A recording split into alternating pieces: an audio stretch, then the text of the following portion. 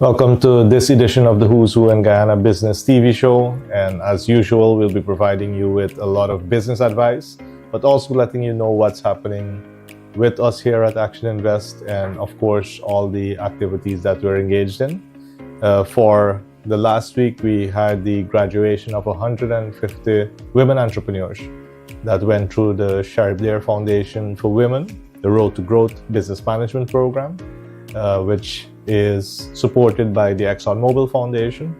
You'll see some footage and images of the graduation itself, and it's always amazing to see women entrepreneurs developing since they make an impact, significant impact, not just for themselves, but their families, their communities, and of course, this country.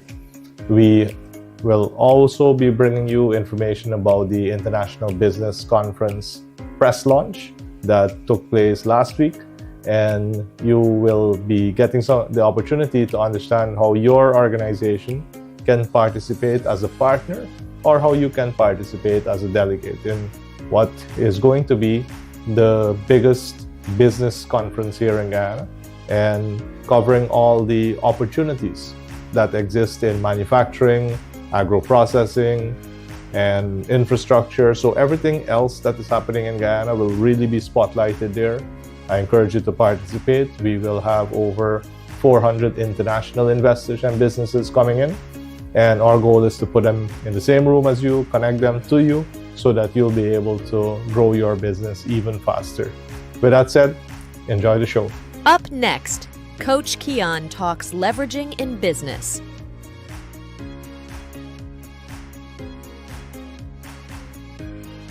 Hi everyone, Coach Keon Smith here, and it is my pleasure for this episode of the Who's Who in Guyana Business TV Show to share with you on the concept of leveraging in business. Now, for us at Action Coach, leverage means doing more with less. It simply asks you as the business owner, what are the areas that you're investing in your business that can afford your business to be more efficient and effective in its operation so that you can maximize on the use of your resources. Now, there are 4 ways that we would practice leverage in a business. First one is through people and education. Number 2, delivery and distribution. Number 3, testing and measuring. And number 4, technology and systems. Now, let's dive into people and education. I believe one of the grave mistakes that we make very often in business is the assumption that our buildings and our machines and the fancy chairs that we have makes the business. That is one of the greatest fallacies you will ever come across. It is in fact the people within that organization that makes the business what it is, that gives the business the life and the culture and the opportunity to serve your customers effectively.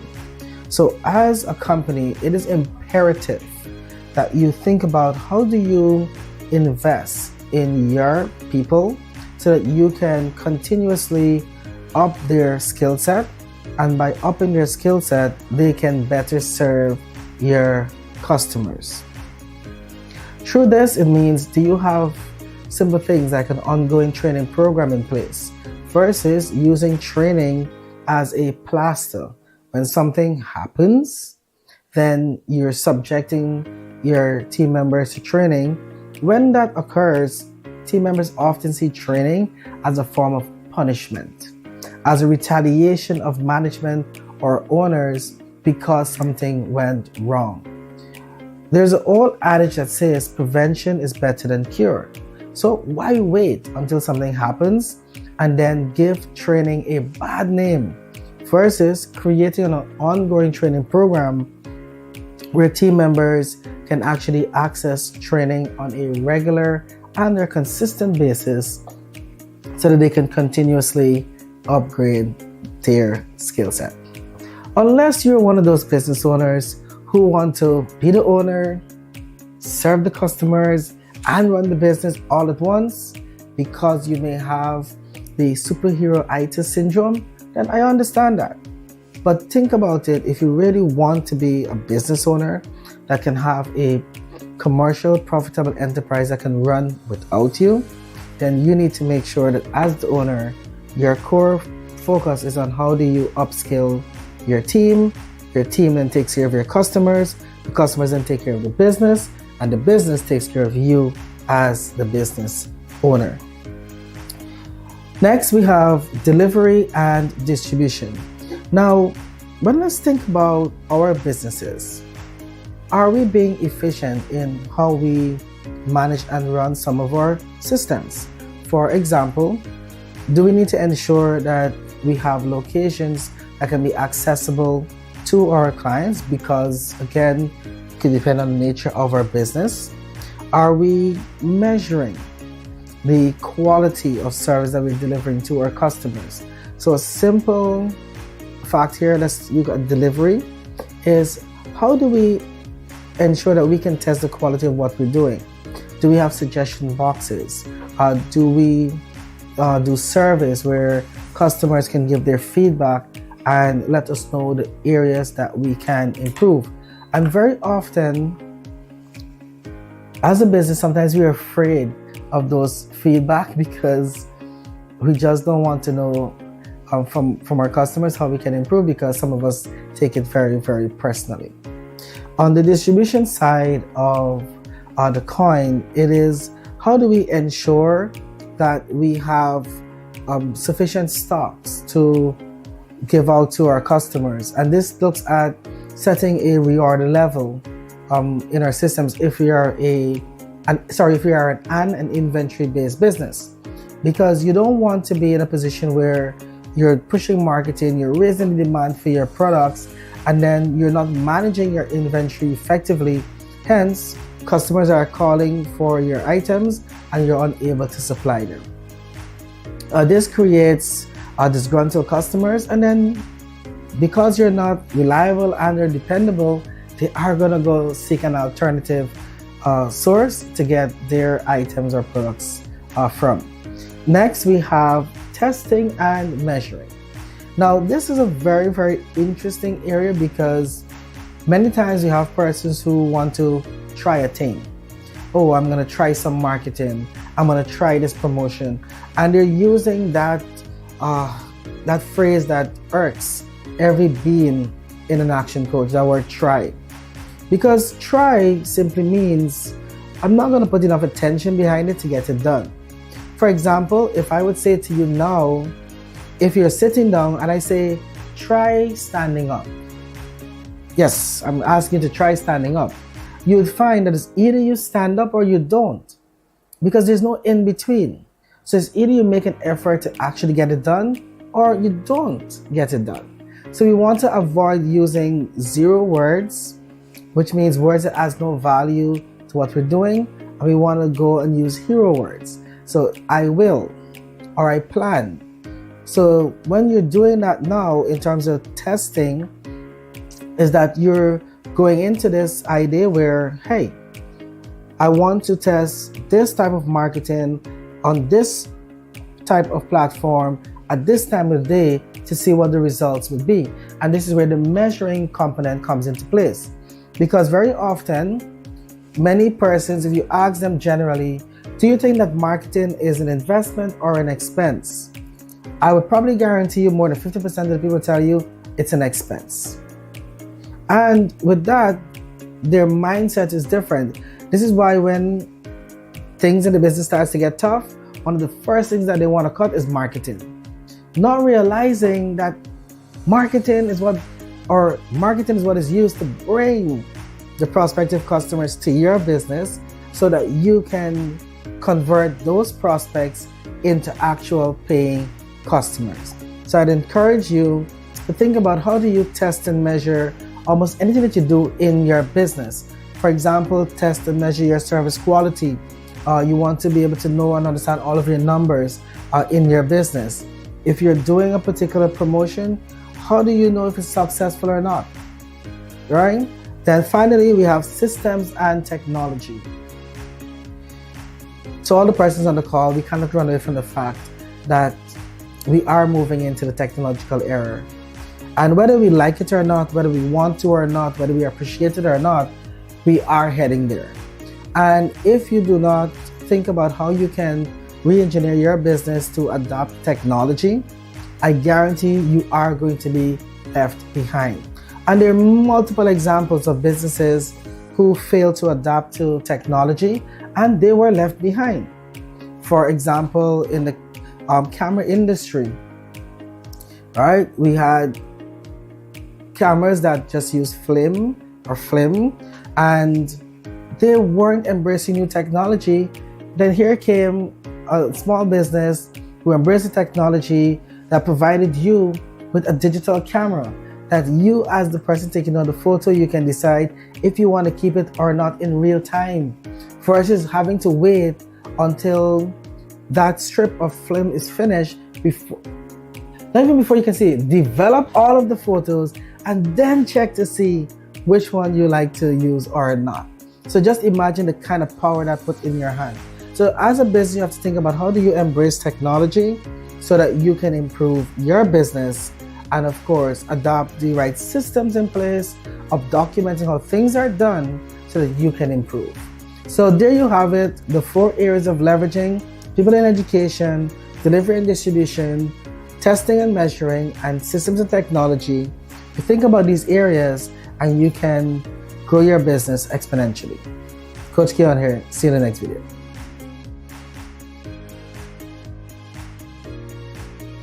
Visit Ale & Sons in the Movietown Mall. It has hundreds of items for you to choose from at the lowest prices and from all the top brands. Get a wide range of refrigerators, washers and dryers, microwaves, stoves, small kitchen appliances, musical instruments, and home entertainment systems. Flat screen TVs, hardware items, plumbing, a huge selection of tools, speakers and amplifiers, and lots more. We offer convenient payment options. Not sure about a product? Speak to one of our professional sales associates. They will answer all your questions. Our Movietown store is larger and more comfortable to shop. You can also visit us online at www.aleandsons.com. Everything is in stock and ready for delivery. Ale & Sons, making life better one day at a time.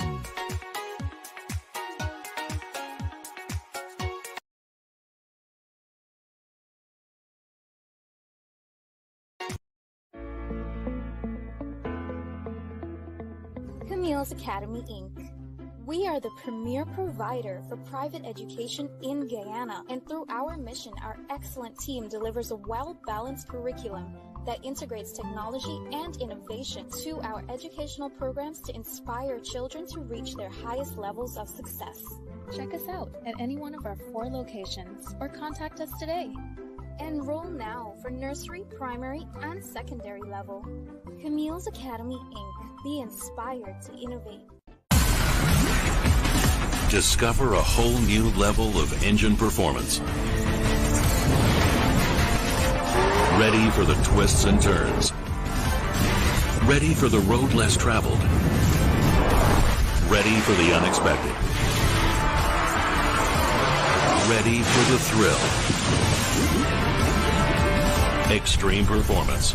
Hyundai X-Tier.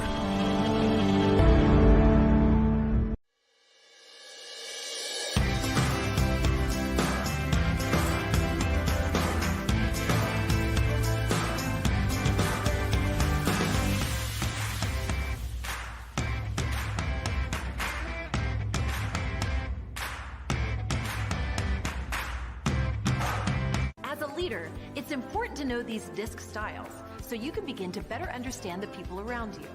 It's also important to understand that we are all a blend of these styles. Sure, we can adapt those blends based on our environment or when a specific situation calls for one style over the other. But more often than not, we've all got to accept our DISC and learn to live, work, and play and accept these basic truths. So there you have it. We're all different, but we are predictably different.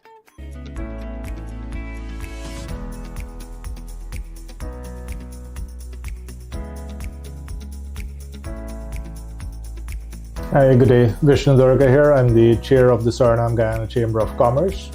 And today I would like to welcome the Guyana Manufacturing and Services Association as our co-host for the International Business Conference that's coming up in October from the 15th to the 17th. And added to that, I would also like to announce that we now officially have on board the Suriname Investment and Trade Agency, which is a sister agency to our own Guyana Office for Investment. They will be coming on board to provide the investment opportunities that there are in Suriname. As you know, the International Business Conference is geared at presenting both countries, Guyana and Suriname, in terms of investment and business destinations. We are starting the first edition of the International Business Conference right here in Guyana in October, and we plan to have a similar edition in Suriname early next year. The goal is to ensure that the foreign investors and businesses get to connect with our local businesses and investors in an environment where they can get all the doing business information that they could possibly need from both the public sector and the private sector. They will be hearing about a range of opportunities that exist in manufacturing, of course. This is driven by the Guyana Manufacturing and Services Association, but also in agriculture and agro-processing, in mining. We will be learning about the energy sector and what we have in plan for driving all these new developments here in Guyana. And then, of course, all the support activities that exist, from logistics to real estate to how you can enjoy the tourism and hospitality product that Guyana brings to the table.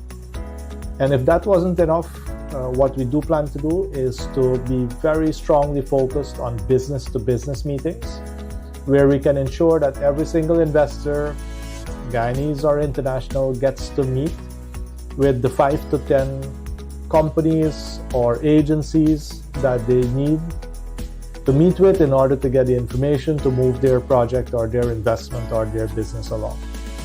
As you know, we at Action Invest Caribbean are the organizers of the event.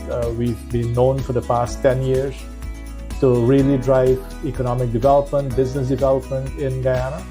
And we believe that the International Business Conference is exactly the platform that will help with accelerating business in Guyana, but also creating the joint ventures and the consortiums that are needed to do business here in Guyana on a much larger scale, so we can continue to impact the Caribbean and further afield.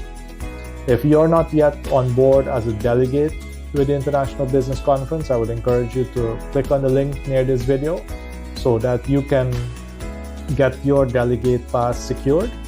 If you're a member of the Manufacturing Association or the Suriname Guyana Chamber, you actually qualify for 50% off the delegate pass as a member of one of these entities. So I would encourage you to make full use of that opportunity to be at an event that is meant to really accelerate your business as well.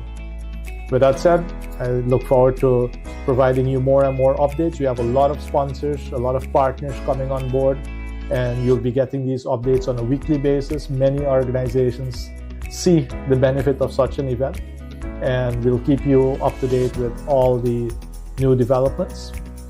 And again, get your delegate pass as early as possible.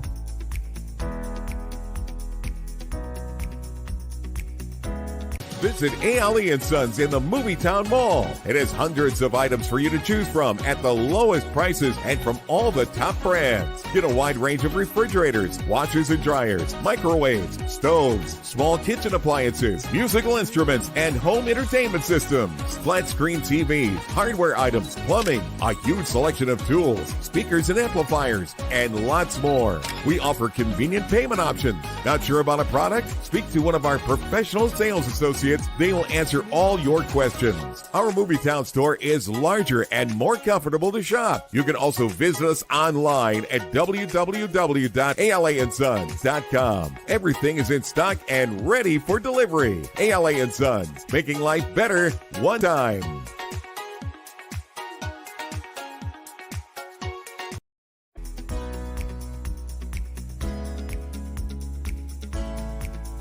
I mentioned to you earlier in the welcome of the show that the IBC has been launched, the International Business Conference, of course.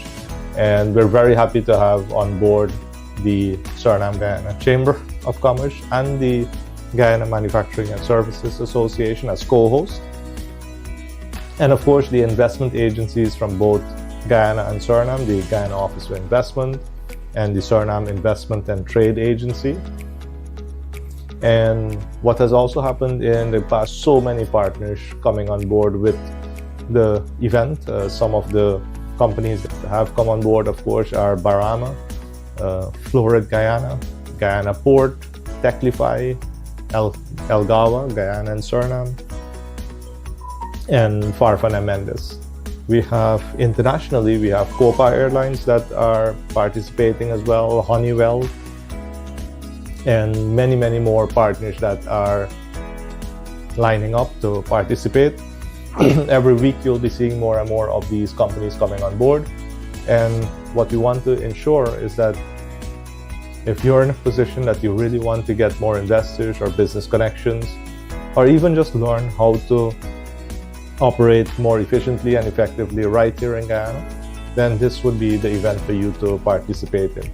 So keep your eyes out on all that is happening. The early bird special does end in 2 weeks, which is July 26th. So if you do want to benefit from the $800 early bird rate, please ensure that you register.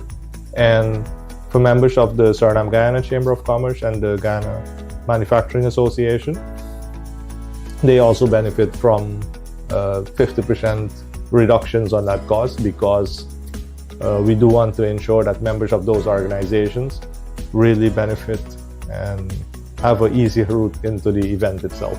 So looking forward to your attendance. Keep watching this channel. Camille's Academy, Inc. We are the premier provider for private education in Guyana, and through our mission, our excellent team delivers a well-balanced curriculum that integrates technology and innovation to educational programs to inspire children to reach their highest levels of success. Check us out at any one of our 4 locations or contact us today. Enroll now for nursery, primary, and secondary level. Camille's Academy, Inc. Be inspired to innovate. Discover a whole new level of engine performance. Ready for the twists and turns. Ready for the road less traveled. Ready for the unexpected. Ready for the thrill. Extreme performance. Hyundai X-Tier.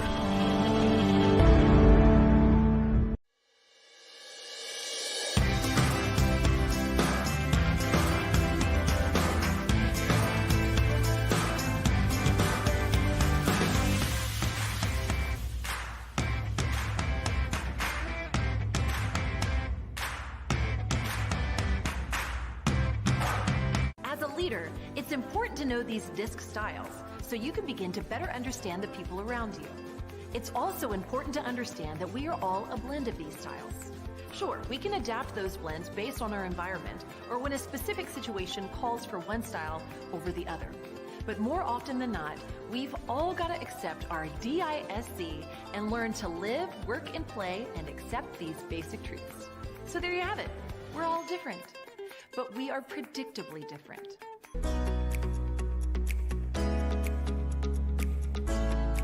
Hi everyone, Coach Keon Smith here, and in this episode of the Who's Who in Guyana Business Show, we are going to be hearing from one of our recent graduates from our Road to Growth program, which is a program that is a part of the Charitable Foundation for Women, and we are the delivery partners.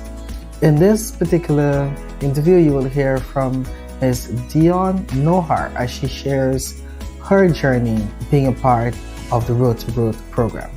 In this interview, you will see one of the members of the Charitable Foundation, Ms. Kristen Tadlock-Hunter, doing that interview with Ms. Dion. Do enjoy.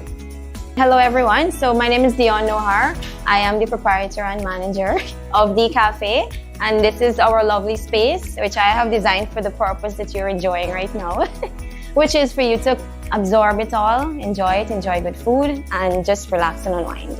Could you tell us a little bit about your journey as a woman entrepreneur? All right, so my journey actually began in about, it was the beginning of the year of COVID. It was pretty much a difficult year at that point for us.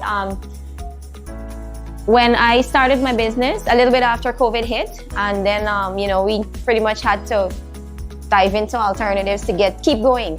So we began to capitalize a lot on the deliveries, pickups, make that available, since a lot of the business were closed off, and we had to still operate and function. So we were one of the essential business allowed to keep going.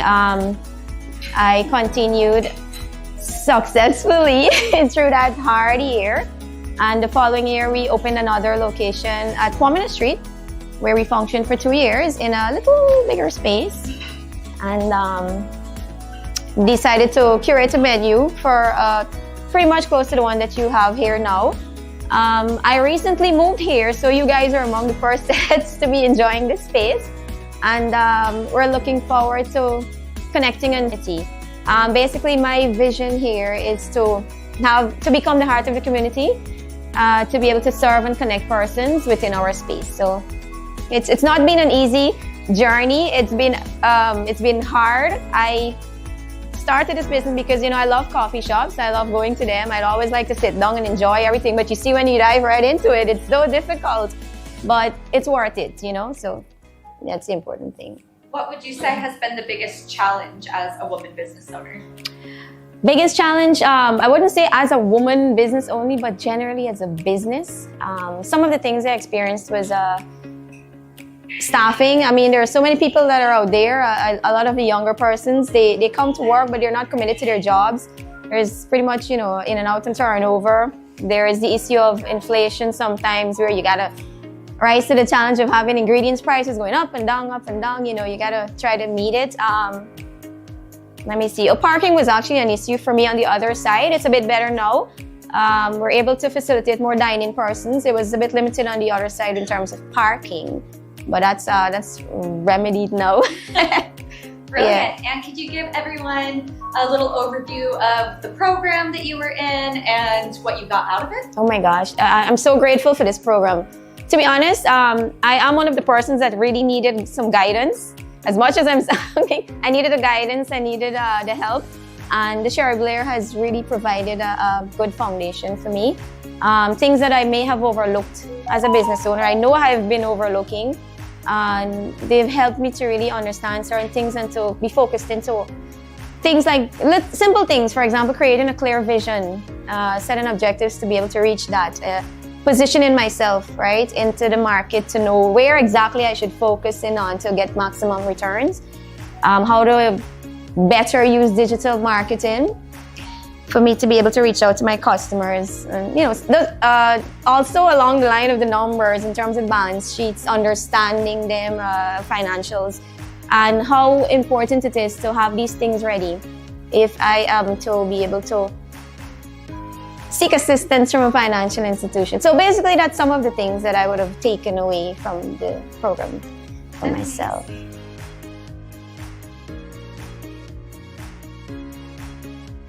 Up next, Leanne Baker on the Sherry Blair Foundation. Hi, my name is Leanne Baker. I'm Senior Program Manager at the Sherry Blair Foundation for Women, and we work with Action Invest Caribbean in Guyana. One of the programs that we run is called Road to Leadership. And this is for women entrepreneurs who are hoping to improve their leadership, communication and advocacy skills. So we developed this program because we know that women still face limited decision-making power, limited representation at all levels of society, but also particularly in the business environment, and that they still face a lot of discriminatory practices and expectations. So the idea of this program is that women entrepreneurs can build their confidence, their leadership, their ability to communicate and advocate for themselves and for others in the business ecosystem, in their own business, when they're applying for finance or procurement opportunities, and to really give them the voice that they may feel like they haven't had previously and improve their entrepreneurship practices. And for us, this is also part of a kind of wider sphere of work that we do to improve and make more equitable and inclusive business environments around the world. So the program is divided into 3 weeks, and each of the weeks you will learn about a different topic related to leadership. So the first week is dedicated specifically to leadership, where you hear more about how to define your own leadership style, how to work in different leadership ways. But then you'll also hear from some key female leaders in your community who will share their experience of being leaders, becoming leaders, what works, what doesn't work, the challenges they faced. The second week then moves on to communication, different types of communication, needs for communication in different contexts, and how you can to make sure that you are being the most effective communicator you can be in your business setting, but also in your community and your family life as well. And then we have the advocacy week, which is about how you can start to be an advocate both for yourself, but also for women in your community, in your country, to create a better world, a better business space for everyone. This year, we're also adding an exciting new module, which is on public speaking. So that will be a 4th week, and it's brand new this year.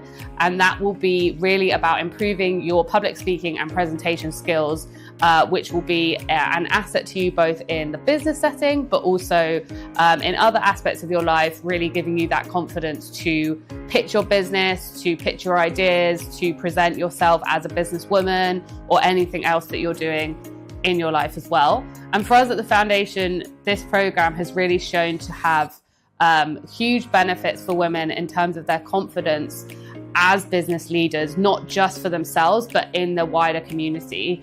But it's also improved women's networks. So it's given women the opportunity to hear from people who are already successful in the business community, to get that support from other women, that opportunity for mentorship, and really understanding, like having somebody that understands what you're going through, but also to build collaborations with others to achieve what you want to achieve, whether that's kind of getting a new policy through in your workplace, or whether it's building a new aspect to your business, or taking on new employees and feeling confident leading them. You get a ready-made network as part of Road to Leadership that will support you through all of those processes and help you feel more confident in yourself. Up next, Pritapal Singh Jr. shares his story with Brad Sugars. Welcome to another exciting episode of the Epic Entrepreneurs Podcast. I'm Brad Sugars, the Chairman and CEO of ActionCOACH, and today we're diving into the minds of some incredible business leaders, uncovering their real stories, strategies, and the secrets behind their victories. It's not just about success, it's about the journey, the hurdles, and turning challenges into opportunities. So let's jump right into it.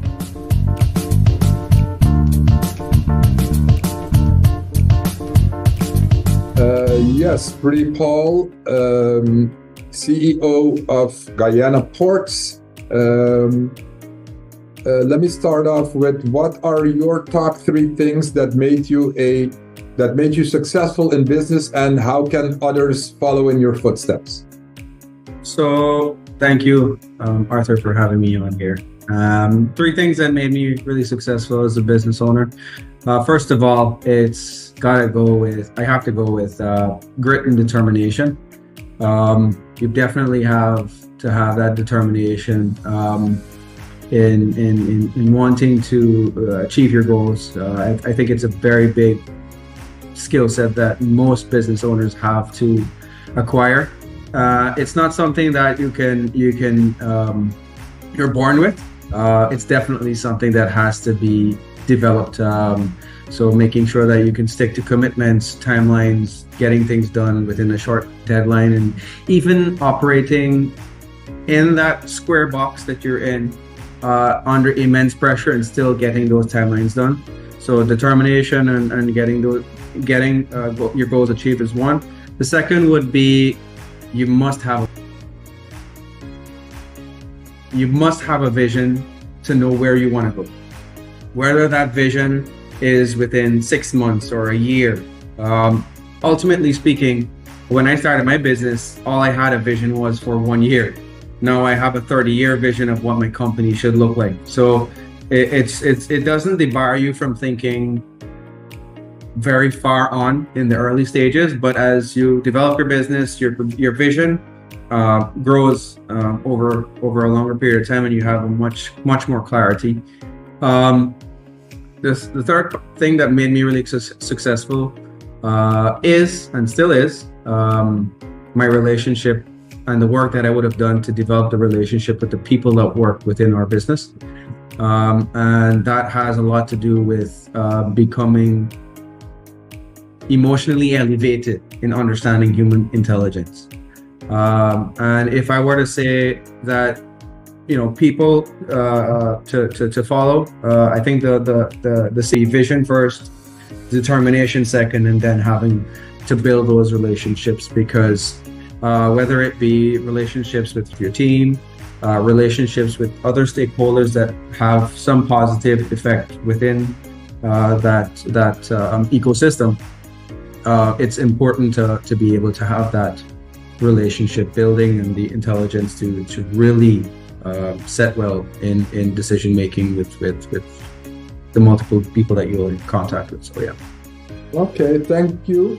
Pretty Paul, it's very interesting. You mentioned that nobody is born with that grit and determination. Luckily, so we all have a chance to learn those skills. Was it easy or was it difficult to build upon those skills? I particularly believe it's easy once you challenge yourself. It's there's a really interesting movie where a coach put a blindfold on an American footballer's face, and he told him you can get to the halfway mark, and it's just keeping in your mind, how do you get to 50 yards or 60 yards? By the time he took the blindfold off, he was on the other side of the football field. Yeah. It's all perspective. Whatever you tell yourself you will achieve, you most likely will achieve it. But if you keep adjusting to negative connotation, you're going to get negative feedback. So keep applying the positivity in the words you use, in the actions you portray, and in the things you do, you will get positive results. Yeah, I think maybe it was Henry Ford that said, whether you believe you can or you can't, both times you're right. So, yeah. Okay. Back to the beginning. What made you decide to get into this business? Yeah. So at the age of 16, I left. I was finished with high school, and I started out working with my dad in the seafood export business. So we had our own vessels, and we were processing equipment, shrimp, and fish, and. I worked with my dad for about 11 years, and I saw a really distinct opportunity to get into the maritime business, where we're right now repairing vessels. And I said to myself, I would like to be someone that, yes, I do come from a wealthy background, but I also want to earn my stripes as well. So I thought it would be a really good opportunity with what's taking place in Guyana right now and everything else. To jump on that bandwagon. What we did was to be able to leverage the asset that we have, which is the dry dock, and we were able to get our first client, starting with zero revenue, and now we're a really successful business. And it's just been a really wild ride, but I've enjoyed every second of it. Okay. How long? By the way, how long have you had? How long ago did you start the business? Yeah, we started in the middle of COVID, 2021. Perfect timing. Yeah, you can't get any better than that. Yeah. So we started in 2021 in February, and I think fortunately for us, the way we started, it was pretty much in a skeletal way. So we didn't have a really built out team, which helped from an overhead perspective. But we really built on just the different clients that we had and started moving stride to stride. And then in 2022, we saw a really huge increase in revenue by 400 or 500%. So that really got us going and started to cement ourselves in who we are today. Okay. So did you, if I hear you started right after high school, you joined your father's business in seafood processing and that kind of stuff. So you didn't have any actually technical expertise in ship repair. Did I hear this correctly, that you started this business without having the technical know-how in the industry? That's correct. I was aware of what the processes were. You know welding, you know fabrication, you know abrasive blasting. What I just did was I had the brain for a business. I knew that for me to get the outcome, which is the repaired vessel or the vessel that needed to be repaired, I knew what it had to look like. And I was able to surround myself with people that had experience in the business, and I really worked with them. So obviously in the starting, in any business, as you would know, you are the painter, the carpenter, the finance guy, the project management guy. You're everything. Yeah. You're even the guy that pays the money at the end of the week to the people that are doing the work. Yeah. So that really gave me a huge appreciation. That's something that I would have done even in my father's business. You need to know your business inside out to really grow it into what you believe it to be. So even though I had some experience, it was a really on the job type of training. Okay. And starting out, besides the fact that it was the middle of COVID, what would you say in the beginning was your toughest challenge and how did you overcome that particular challenge? Yeah, I think the toughest challenge for me was how was I going to get my first client? Because I had no clue in the world about what to do, where to go find these people. All I remembered, I was actually visiting a client that wanted to do their docking of their vessel, but they kept postponing. And I remember this guy, he was, just let me know when your dock is up. And I left this client's office and he was like, another 2 weeks. So I decided, let me call this guy and see if he's available. His name is Albert, by the way, shout out to Albert. And he's like, I told him, is your vessel still in need of repairs? He's like, yes. I'm like, when do you want it to be repaired? He's like, could you do it tomorrow? I'm like, yeah, sure, why not?